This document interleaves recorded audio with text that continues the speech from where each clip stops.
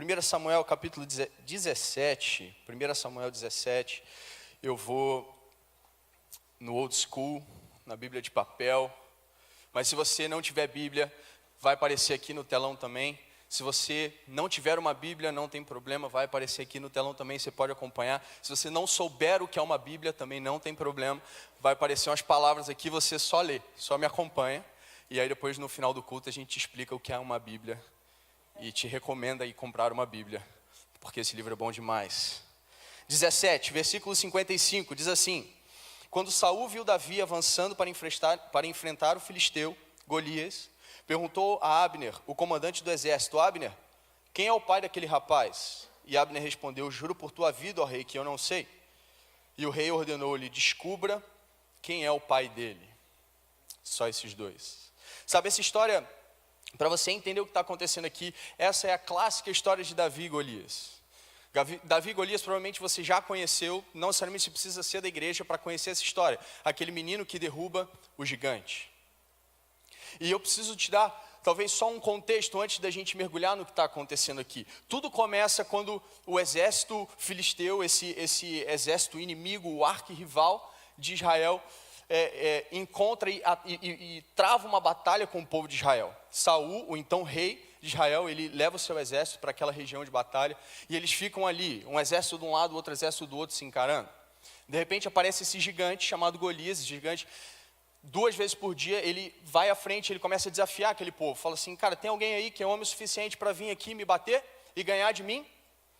E naturalmente não tinha ninguém, porque Golias tinha quase 3 metros de altura. E quando você está brigando com um cara de 3 metros de altura, você não é homem suficiente, porque você tem um instinto de sobrevivência e você não quer morrer. Então o povo começa a ficar com medo, sai correndo desesperado. Então esse é o cenário. Corta a cena, isso é o início do capítulo 17 de 1 Samuel. E a Bíblia corta e vai para o meio de um pasto, num monte de ovelhas, e um garoto chamado Davi. Esse garoto tinha acabado de ser ungido rei, você pode ler essa história lá em 1 Samuel 16. Eu estou te dando uma versão .zip, versão Twitter. E a Bíblia corta, a cena corta, vai para lá e aparece o pai de Davi e fala assim: Davi, seus 3 irmãos mais velhos estão lá no campo de batalha e eu preciso saber se eles estão vivos. Eu já mandei um WhatsApp para eles, deu 2 tiquezinhos azul, eles não me respondem. Eu já mandei no Messenger do Facebook, eles não me respondem, eles estão me ignorando. E eu preciso que você vá lá e você procure saber se eles estão bem. Davi, beleza, ele prepara a lancheira dele. No dia seguinte ele sai bem cedo, pega o metrô, pum, linha 4 do metrô, sai no Jardim Oceânico, entra no BRT, pum, vai no BRT expresso, até a estação mais próxima de onde está acontecendo a batalha. Ele sai, encontra seus irmãos, e no momento que ele encontra, é justamente a hora que esse gigante aparece e começa a desafiar o povo. E Davi fala assim: ei, é sério que vocês vão deixar esse cara falar assim com vocês? E o povo fala: bicho, você não viu o tamanho desse cara ainda não? Ele fala: não, vocês estão brincando que vocês vão deixar um cara desse desafiar o exército de Deus. E nesse momento o irmão mais velho dele interrompe e aparece Eliabe na história. E eu quero que você preste atenção nessa interrupção, porque Eliabe era o irmão mais velho dele, era o mais velho de todos os 8 irmãos, e Eliabe vira e fala assim: cara, você tem um coração ruim, sabia? Por que você está se metendo nessa história? Você é presunçoso? Por quê? Por que você está se metendo aqui? Davi olha para ele e fala: me erra, me deixa. Você está com medo do gigante? Beleza, mas eu não estou.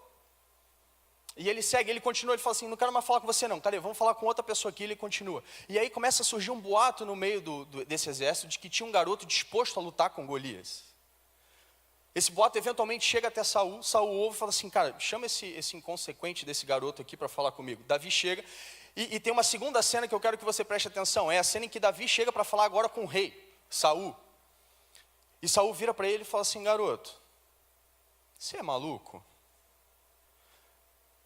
Você já viu o tamanho desse cara? Esse cara foi treinado para matar desde pequeno. Você estava lá tomando conta das ovelhas. Você tem que comer muito feijão ainda para ganhar desse cara. Não tem como. Davi olha para ele e fala assim: olha só, Deus já me livrou do leão, já me livrou do urso, Ele vai me livrar desse gigante também. E aí Saul falou: bom, por tua conta em risco, vai. E aí Davi vai, encontra o gigante. E quando ele começa a caminhar em direção ao gigante, o gigante olha para ele e fala assim, gente, isso deve ser brincadeira. Vem um menino, uma criança, um adolescente, um jovem, para lutar comigo, e pior, ele não vem nem vestido de soldado, de guerreiro, vem um cara com... Davi era pastor de ovelhas, ele tinha acabado de sair do campo das ovelhas, ele chega, Saul até oferece a armadura dele, mas ele fala assim, não, eu não preciso dessa armadura, me devolve aqui meu cajado, eu sou um pastor de ovelhas, eu vou como pastor de ovelhas mesmo. Deus me livrou do leão, me livrou do urso como um pastor de ovelhas, e eu vou lutar contra esse cara sendo um pastor de ovelhas. Ele chega balançando o cajado dele, com o alforjezinho dele de pastor, e Golias olha e fala assim, você está achando que eu sou um cachorrinho, para você jogar a vara e eu ir buscar? Eu vou te matar, garoto. E ele fala, você não entendeu, você está achando que você está lutando com um garoto, você está lutando contra o próprio Deus. Quem vai morrer é você. E a gente sabe que no final Davi pega a pedra, tira uma pedra do bolso, bota na sua funda, roda e acerta na cabeça de Golias. O exército de Israel começa a comemorar igual um louco. O exército filisteu, que tiro foi esse? Todo mundo sai correndo. Pegaram? Vocês estão ouvindo música que não deve. O povo sai desesperado correndo e Israel vence essa luta. Por que eu quis parar e dar foco nesses 3 momentos de desencorajamento? Porque Eliabe, Saul e Golias têm algumas coisas muito semelhantes entre eles. A primeira coisa que eu queria que você notasse a respeito desses 3 personagens é que esses 3 personagens eles entram em algum momento da história tentando desencorajar Davi. Eles tentam parar Davi de avançar, eles tentam parar Davi de chegar no objetivo que Davi queria chegar. Davi tinha a vitória em mente, ele tinha a vitória como alvo, e esses 3 personagens, eles entram entre Davi e a vitória. Além disso, e aí eu vou precisar que você me acompanhe em alguns versículos rápidos, esses 3 personagens, eles tinham sido rejeitados por Deus. Golias, ele era do exército do filisteu, ele era naturalmente um inimigo de Deus, ele estava desafiando o exército de Deus. Agora, Saul, quando você olha o início do capítulo 16, Saul era o rei atual de Israel. Mas olha o que a Bíblia diz. O Senhor vira para Samuel, que era o profeta da época, e diz, até quando você irá se entristecer por causa de Saul? Eu o rejeitei como rei de Israel. Golias, ele vinha de um povo que era arqui-inimigo de Deus, ele tinha sido rejeitado por Deus. Saul, ele era o atual rei de Israel, mas ele também tinha sido rejeitado por Deus. E Eliabe? Eliabe, quando esse mesmo profeta Samuel, ele chega na casa de Jessé, o pai de Davi, para ungir os filhos. Eliabe é o primeiro porque ele era o mais velho. E olha o que acontece aqui. O Senhor, contudo, disse a Samuel, não considere a aparência de Eliabe nem a sua altura, pois eu o rejeitei. Esses 3 personagens, eles tinham sido rejeitados por Deus. Além disso, esses 3 personagens, eles eram, como é que eu posso dizer? A Bíblia deixa bem claro que eles eram pessoas altas. Isso não é irônico? Eles eram pessoas altas. Golias, eu não preciso dizer, ele é o gigante Golias, isso é conhecimento comum. Agora, olha Saul. Quando a Bíblia apresenta Saul, lá no início de 1 Samuel, ela faz assim... E tinha um filho chamado Saul, um jovem de boa aparência, sem igual entre os israelitas, os mais altos batiam nos seus ombros. E Eliabe, foi o versículo que a gente acabou de ler. Então, não considere nem a sua aparência e nem a sua altura. Não é irônico que um gigante se levante para lutar contra um povo cujo rei era tão alto que as pessoas batiam no seu ombro? E que dentre os seus soldados tinha um homem que se destacava tanto pela sua altura, a ponto do profeta achar, pela sua altura, esse cara tem que ser rei.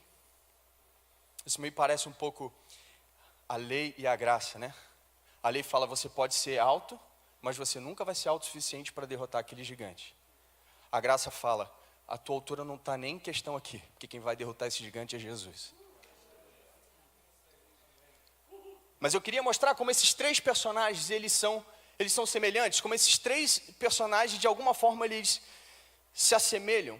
E eu queria propor a você que ao invés de a gente chamar essa história, só por essa noite, eu não vou estragar tudo que a tia da escola dominical te ensinou, quando você era menor. Porque senão o pessoal da geração nova vai ficar bravo comigo, né? Eu ensino lá e você desensina aqui, não é? Só por essa noite. Eu queria propor que ao invés de você conhecer essa história como Davi e Golias, você conhecesse essa história como Davi e os 3 Golias.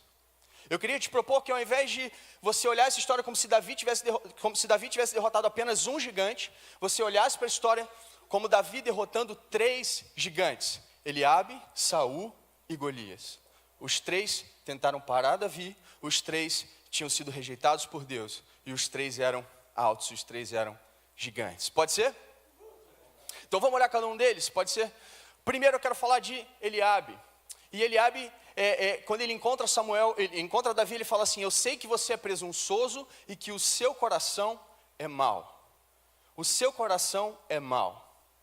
Quando eu li esse texto, eu lembrei na mesma hora de Romanos 7. Romanos 7, Paulo está escrevendo a igreja que está lá em Roma, e ele começa a falar assim: cara, eu tenho um conflito muito grande, porque eu quero fazer aquilo que é bom, mas eu acabo fazendo o que é mal. E ele chama de mal, o que ele chama de mal é o pecado. Ele fala assim: eu não quero pecar, mas eu acabo fazendo o que é mal, eu acabo pecando. No meu coração, eu juro que eu estou tentando não fazer o mal, eu estou tentando não pecar, mas o meu corpo, involuntariamente, ele acaba indo e praticando atos pecaminosos. E Paulo, ele está vivendo esse conflito. Ele está escrevendo sobre esse conflito entre o mal, entre o pecado e o bom, aquilo que não é pecado. Então, quando eu pego esse ensinamento de Romanos 7 e eu aplico aqui esse gigante que ele aparece na forma de Eliabe nesse texto, se você me permite a analogia, esse gigante, ele olha para Davi e ele está gritando: cara, você é um pecador. Sabe por que você não vai chegar na vitória? Porque você é um pecador. E você, sendo um pecador, você não merece chegar na vitória. Não é isso que a religião fala? Não é isso que muitas vezes a gente ouve lá fora? Eu sei o que você fez no verão passado, hein? Eu sei o pecado que está escondido debaixo do teu tapete. Eu sei quais são os esqueletos que você guarda no teu armário. E agora você está orando, pedindo cura? Não. Você é pecador, você não merece. Não é isso? Não é isso que o gigante às vezes se levanta para falar para a gente? Mas você não deveria ter se comportado daquele jeito. O primeiro gigante, ele olha e ele fala assim: cara, porque você é um pecador? Ele tenta te acusar de ser um pecador. Ele fala assim: eu te acuso de ser um pecador, de aquilo que você faz do lado de fora, definir quem você é pelo lado de dentro. E por causa disso, você não vai passar por mim e você não vai chegar na vitória. Mas o legal é que Paulo, ele não para no capítulo 7. E se você olhar o capítulo 8, fala assim: portanto, agora já não há mais condenação para os que estão em Cristo Jesus. Você foi perdoado, você foi santificado, você foi justificado. Você não é mais um pecador. No momento em que você recebeu Jesus na sua vida, o velho homem, o homem pecador, esse sim, pecador, morreu. E você nasceu como nova criatura. Então, quando o gigante olha e fala assim: você é pecador e você não pode falar, você não vai chegar na vitória? Quem? Eu? Pecador? Não, você deve estar falando com aquela outra pessoa, porque eu fui salvo. Porque Jesus me deu uma nova vida, Jesus me deu uma nova natureza, eu fui perdoado na cruz. Eu não sei se você está animado para a Páscoa, cara, mas eu amo a Páscoa. A Páscoa é quando a gente fala que a morte morreu, que o pecado morreu, que a gente tem nova vida, que a gente tem esperança, que Jesus ressuscitou. Eu amo a Páscoa, só eu e o João amamos a Páscoa. Cara, o primeiro gigante, ele olha, ele aponta para Davi e ele fala assim: você é um pecador. Não. O gigante pode até tentar apontar o dedo para você e tentar tirar coisas que você fez lá no seu passado. Fala assim: olha, lembra aquele dia que você agiu assim? Lembra aquele dia que você agiu assim? Ele pode até tentar, mas quando ele tentar, você vai olhar para ele e vai falar assim: Jesus se fez pecado por mim na cruz, eu sou salvo. E aí o gigante, primeiro gigante cai. E você passa pelo primeiro gigante. O título dessa mensagem é Manual Prático para Derrubar Gigante. Porque quando a gente age em fé e quando a gente olha e fala assim: cara, isso que você está falando é uma mentira, eu sei quem eu sou, o primeiro gigante não aguenta ficar de pé. E ele cai. É como uma pedrada na testa dele. E ele cai. Que tiro foi esse? Esse é o tiro da justificação. Esse é o primeiro gigante, mas aí Davi, ele passa por esse primeiro gigante, ele sabe quem ele é, ele entende o que Jesus fez por ele na cruz, ele está seguro da justificação que ele recebeu, e ele passa pelo primeiro gigante até ele encontrar o segundo gigante, Saul. E Saul vira para ele e fala assim, cara, você não tem condições de lutar contra esse filisteu. Sabe o que esse gigante está falando? Cara, você é incapaz de chegar onde você quer chegar. Os teus sonhos, você acha que você vai conseguir conquistar sonhos tão ousados? Você acha que você vai ser capaz de vencer essa situação? Não, você não é tão bom assim, não, você não é tão boa assim, não, você é incapaz. E sabe, às vezes a gente é incapaz mesmo. Mas quem disse que é sobre a nossa capacidade? Quem disse que é sobre você ter força suficiente para atingir os seus sonhos? Eu li uma frase do Brian Houston essa semana que fez minha cabeça explodir. Ele falou assim, cara, se você consegue atingir os seus sonhos com a força do seu próprio braço, então é porque você está sonhando mal. Quem disse que isso é sobre a nossa capacidade? Às vezes se levantam problemas na nossa vida que a gente não sabe como lidar. Às vezes a gente sonha, a gente projeta coisas que a gente não vê em nós a capacidade ou a solução natural para chegar lá, para atingir a vitória no final, para chegar no final da nossa caminhada. E é por isso que eu amo como Efésios 3:20 diz assim, mas aquele que é capaz, nós podemos ser incapazes, mas existe alguém que é capaz, aquele que é capaz de fazer o que você quer, não, de fazer infinitamente mais do que aquilo que você quer, infinitamente mais do que pedimos ou pensamos. Não é sobre a nossa capacidade, mas é sobre a capacidade dele de fazer tudo. Não é sobre a sua capacidade de atingir o teu sonho, é sobre a capacidade dele de fazer infinitamente mais do que você sonha. Não é necessariamente sobre a sua capacidade, não é sobre a nossa capacidade. Então quando o gigante olha, ele fala assim, cara, você é incapaz de prosseguir. Eu olho para o gigante e eu falo assim, talvez eu seja, mas olha quem está comigo. Jesus está comigo, Ele mora em mim, o Espírito Santo está em mim, e o mesmo poder que ressuscitou Cristo dentre os mortos está comigo. Agora eu quero ver você virar para Jesus e falar que Ele é incapaz. Porque Jesus, Ele abre a mão, Ele mostra um buraco no meio, Ele diz assim, fala de novo. Está pago, o recibo está aqui, eu já te derrotei uma vez. Você vai querer ser derrotado a segunda?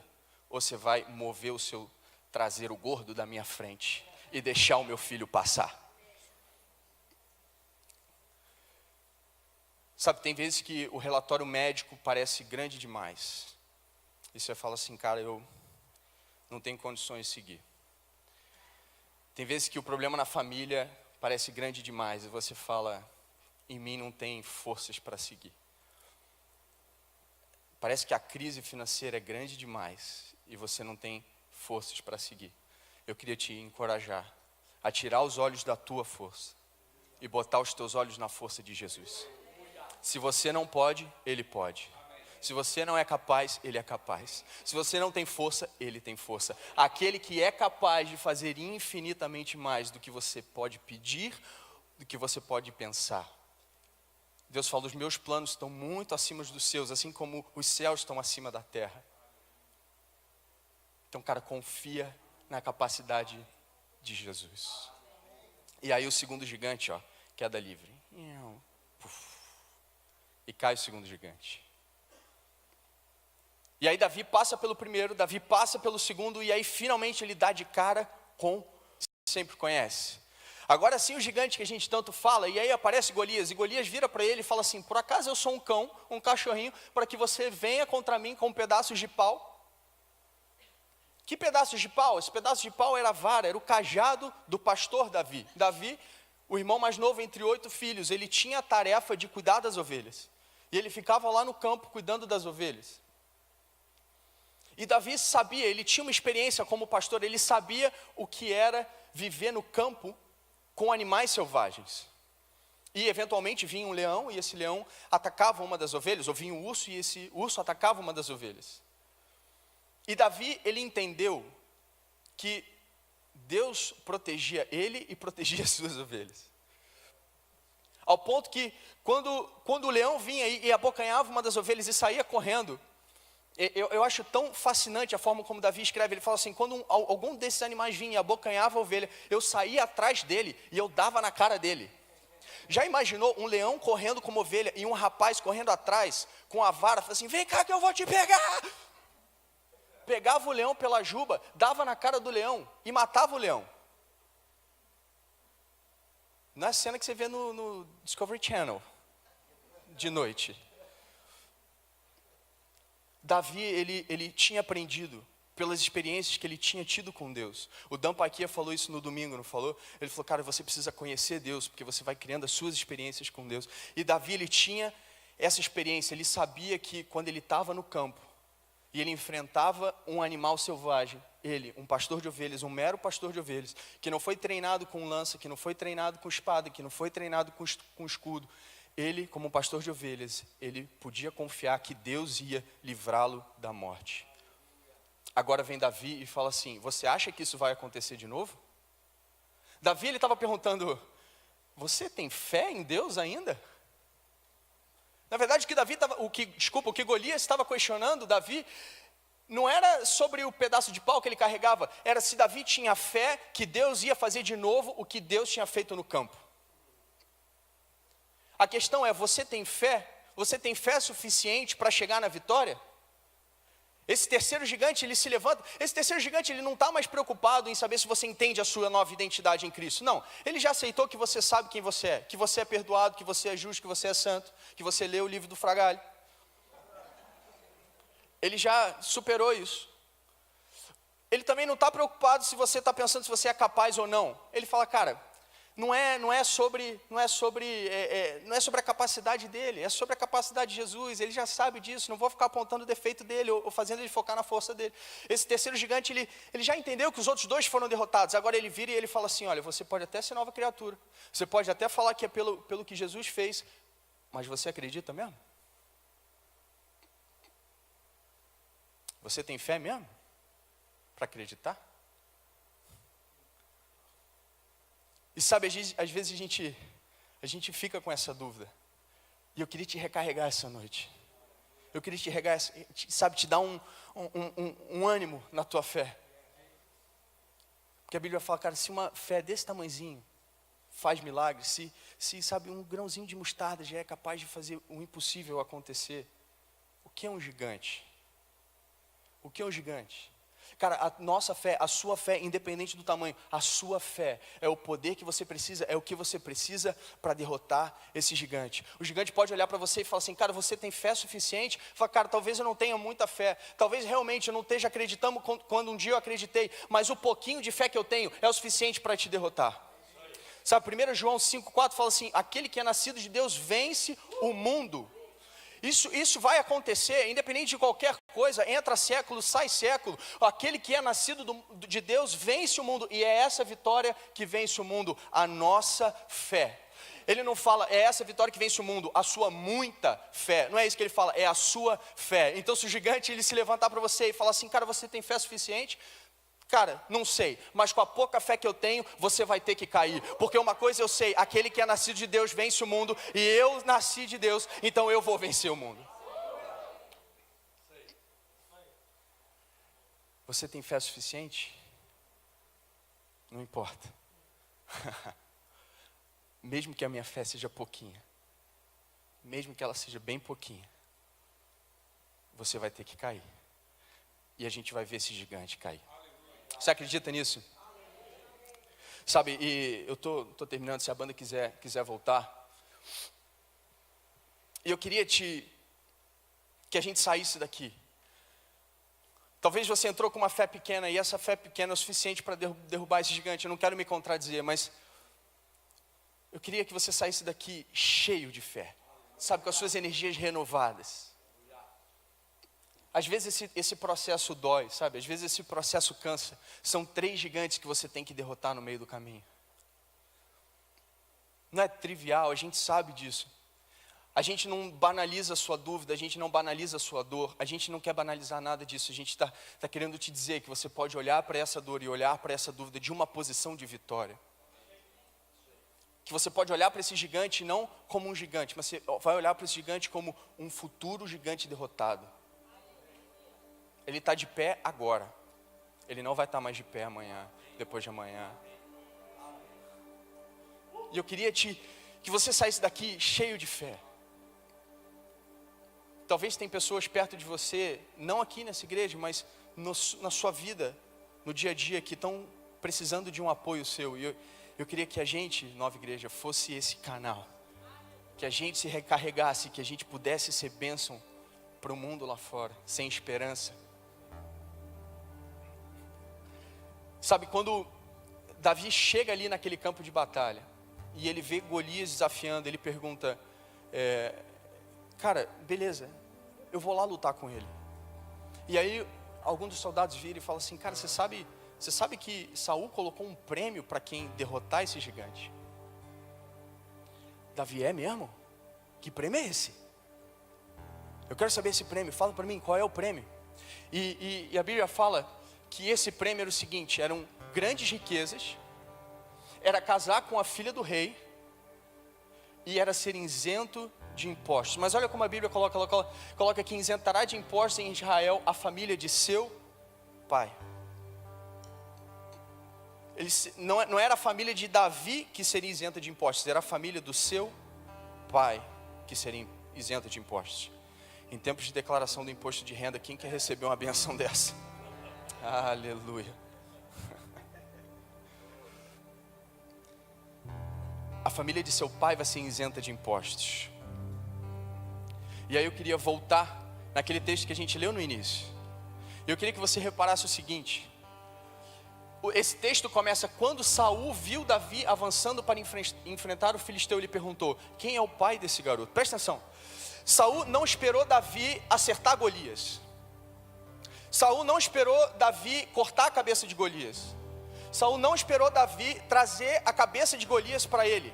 No momento em que Saul, da posição de rei, viu aquela linha de guerreiros e de repente um menino dá um passo de fé para enfrentar aquele gigante. No momento que Saul viu isso foi o suficiente. Quando ele viu isso, Davi sair e se destacar daquela linha de frente, isso foi o suficiente para Saul olhar e falar assim, pode preparar a bênção, porque esse garoto vai derrotar esse gigante. Saul tinha fé. Saul tinha fé, ele olhava para Davi e ele tinha fé, de algum motivo, aquela pequena ação, o primeiro passo que Davi deu, talvez tenha sido o passo mais difícil, talvez a perna dele tenha ficado pesada, ele falou, cara, será que eu estou fazendo o certo? Cara, eu vou morrer, será que esses são os meus últimos momentos na vida? Será que esses são meus últimos passos que eu vou dar na vida? O que será que esse gigante vai fazer por mim? E talvez no meio daquela dúvida, Davi tenha arrumado força de algum lugar, e ele tenha dado um passo de fé, esse pequeno passo foi suficiente para o rei virar e falar assim, eu já vejo um derrubador de gigantes, eu vejo um homem que vence, eu vejo um homem que chega até o final, pode preparar a bênção dele, já tira do estoque, porque esse garoto vai receber essa bênção, a família do pai dele vai ser abençoada. No momento que Davi deu um passo de fé, a bênção começou a ser preparada, e é assim que o céu trabalha a seu favor. É assim que o céu trabalha, as suas bênçãos já foram conquistadas. Jesus, quando ele morreu na cruz, ele conquistou tudo que a gente precisava, conquistou mais do que a gente precisava. Quando ele foi para a cruz, ele conquistou tudo. E o que o céu está falando, eu preciso só que você dê um passo de fé, porque quando você dá um passo de fé, Deus, o Rei dos Reis, o Senhor dos Senhores, Ele olha lá de cima e Ele fala, eu vejo um homem, eu vejo uma mulher que deu um passo de fé. Anjo, começa a preparar, pega a bênção que está guardada e pode encontrar essa pessoa, pode encontrar ele, porque eu vejo um homem que vence, eu vejo uma mulher que vence. Não espere as coisas começarem a acontecer no visível, não espere as coisas começarem a acontecer no material, para você começar a acreditar que Deus está agindo. No momento que você deu um passo de fé, Deus olhou e falou assim, esse gigante vai cair, é só questão de tempo para esse gigante cair. Pode mandar anjo, já pode começar a articular os papéis, já pode começar a trabalhar no corpo físico dele, células voltem ao normal, famílias voltem, corações sejam restaurados, porque eu vejo alguém que dá um passo de fé. Isaías 64, porque ninguém nunca se ouviu, desde os primórdios, ninguém nunca viu, nem ouviu, e nem se imaginou um Deus que trabalha para aqueles que neles esperam. Deus que trabalha ao nosso favor, um Deus que trabalha ao nosso favor, no momento que você levanta, e você olha para o teu lado e fala assim, cara, é o meu momento de dar um passo de fé. Cara, dói, eu estou com dúvida, eu não sei o que fazer, mas é o meu momento de dar um passo de fé. E quando você dá esse passo de fé, Deus, Ele se levanta do trono e Ele fala assim, agora eu vou trabalhar na sua vida. Pode deixar, está tudo pronto, Jesus conquistou, mas agora é comigo. Pode deixar que agora é comigo, confia, restaura a tua fé, porque a partir de agora é comigo. 2 Coríntios 1:20, na versão da mensagem, seja o que for que Deus te prometeu, qualquer coisa que Ele te prometeu, seja o que for, ela tem a marca do sim de Jesus. Nele, isso é o que pregamos e oramos, o grande amém, o sim de Deus e também o nosso sim inequívoco. Deus nos afirma, certificando-nos em Cristo, pondo o seu sim dentro de nós. Pelo seu Espírito Ele nos marcou com a sua eterna garantia, um início certo para o que Ele está disposto a fazer. Ele está disposto a fazer. Ele, o Deus, o próprio Deus está disposto a fazer. Ele está esperando você dar um passo de fé para Ele poder fazer. Ele está aqui, ó, ansioso, pronto para levantar. E Ele fala assim, cara, dá um passo de fé, só dá um passo de fé, sai da linha de batalha, vai para cima do gigante, não fica com medo não. Ele é grande, ele é forte, ele está armado, a gente não vai banalizar isso, mas olha para esse gigante e vê a vitória que você vai chegar do outro lado, e dá um passo de fé, porque quando você der um passo de fé,